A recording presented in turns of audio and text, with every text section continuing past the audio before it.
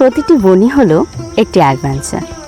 শৈশবকাল থেকে শুরু করে যৌবনের এক যাত্রাসঙ্গী।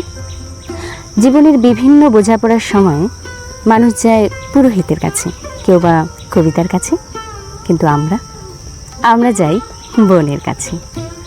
আমরা আদো আদো মাখা স্মৃতিকে স্মরণ করি পুরনো জামায়, আমাদের খামখেয়ালি, রাগ, ঝগড়া, আর শেষে সব ভুলে গিয়ে নিঃশব্দে একে অপরের চুল বেঁধে দেওয়া।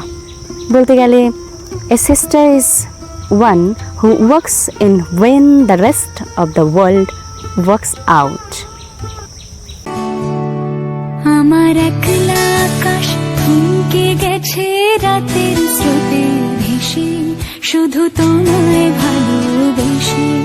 আমার দিনগুলো সব রং চিনেছে তোমার কাছে এসে, শুধু তোমায় ভালোবেসে। তুমি চোখ মেললে ফুল ফুটেছে আমার ছাদে এসে, ভোরের শেষের ঠোঁট ছুঁয়ে যায় তোমায় ভালোবেসে। আমার একলা আকাশ থমকে গেছে রাতের স্রোতে ভেসে, শুধু তোমায়